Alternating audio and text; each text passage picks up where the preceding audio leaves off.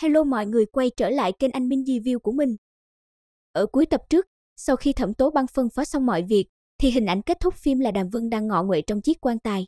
Nội dung Đàm Vân đội mùa sống dậy giết chết Bàn Chúc thì mình đã làm ở tập trước, nên ở trong tập này mình sẽ không nói lại nữa. Nếu ai chưa xem thì có thể quay lại tập trước để xem giúp mình nhé. Do tập này không có phần Đàm Vân đội mùa sống lại, nên nội dung sẽ ngắn hơn, mong mọi người thông cảm. Không nói nhiều nữa, chúng ta cùng đến với nội dung của tập hôm nay nhé. Lúc này, tại băng Thanh Điện, vì áy náy với cái chết của Đàm Vân, nên nửa tháng này Thẩm Tố Băng đều không có ngủ, vẫn một mực điều tra hung thủ. Thấy thân thể Thẩm Tố Băng trong nửa tháng này càng ngày càng tiều tụy, Thẩm Văn Đức cũng đã mấy lần tiến lên an ủi, nói nàng phải chú ý nghỉ ngơi.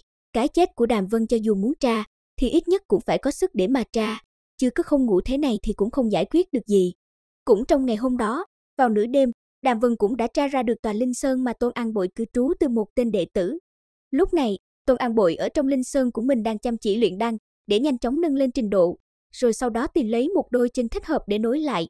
Đột nhiên, bên ngoài cửa xuất hiện tiếng động lớn, làm Tôn An Bội giật mình tỉnh lại, đang định hỏi là ai đến, thì từ bên ngoài hồng mông hỏa diễm bay vào bao trùm lấy người hắn.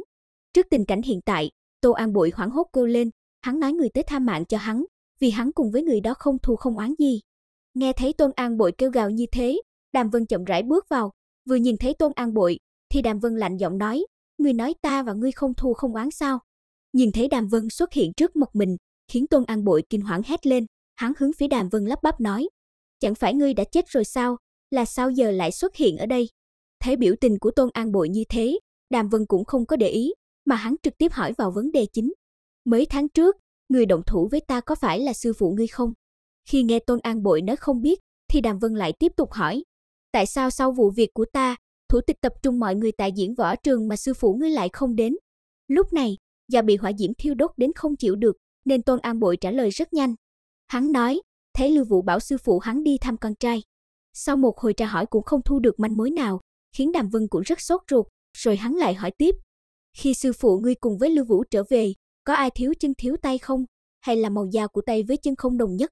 Nhưng mà khi Tôn An Bội nói cả hai đều đầy đủ tay chân, thì Đàm Vân lại nghĩ chắc hung thủ không phải hai người này. Nhưng để cho chắc ăn, Đàm Vân liền bảo Tôn An Bội đem ký ức hình ảnh của hai người ngưng tụ ra cho hắn xem.